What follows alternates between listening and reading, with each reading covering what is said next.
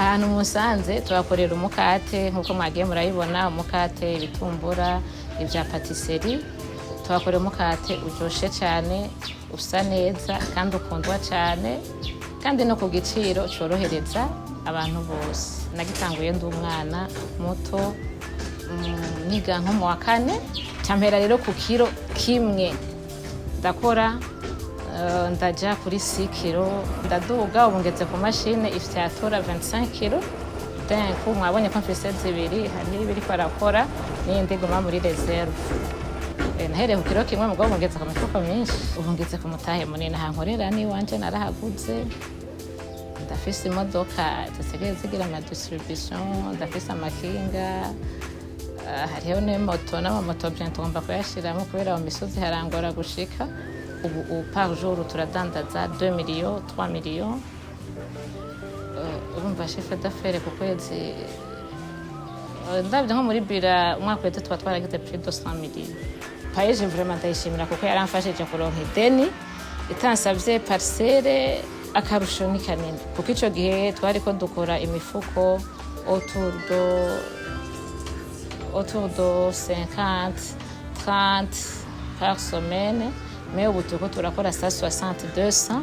par semaine ko naciye ngwiza production yanje ndagwiza marketing aho nahora ndandariza ca ndahagura bisaba gukota inzu ca ndahagura amahera nagenda kuramo nibaza n'abapayeje ngira baje bo bibona kuko payeje kimfinansa ntiyasuka hari ubuntu bw'ubwangarara gusa bwubatse kara kantu katasuka umugana mwabonye ko nubwo hatarahera ari mu ishati hazoba hasa neza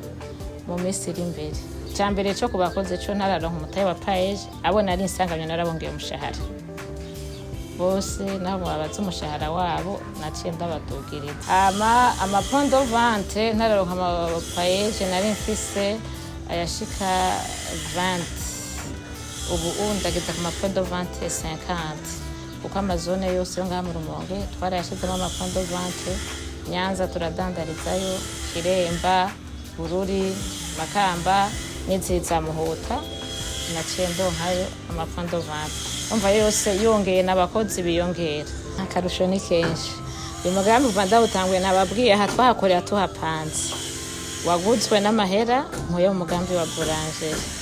kandi n'umushinga ntabonye washoye kugura urupangu n'iteka narahakuye imodoka mwayibogera hagaze iyo rero niyongiramwo jewe sikora akazi iyo niyo jengiramwo n'umugore ushobora kugira imodoka yiwawugiramwo washoboye gukora umugambi ugashobora kwigurira igitoro ibyo niteka baraguze amatungo hari nk'itongo ryo kurima narariguze rininiya ndiko ndagira na agence yindi ya boulangerie cette fois atari point de vente agence ya boulangerie i Bujumbura twari dupanze ngo butuba mu rupangu rw'iwacu abana biga ku mashuri meza amasi nivyo no gufasha turafasha abantu uretse ko twafashije abantu mu buzi mu bitaro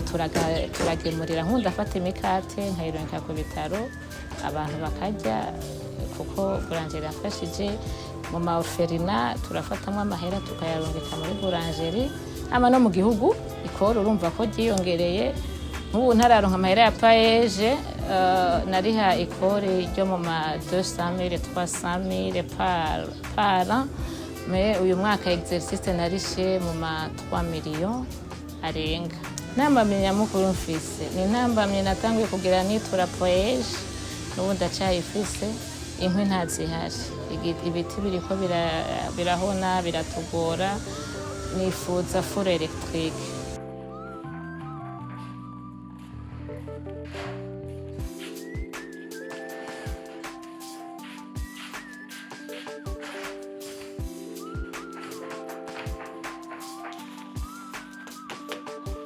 aka kazi nakisanzemo nyene mejeje amashure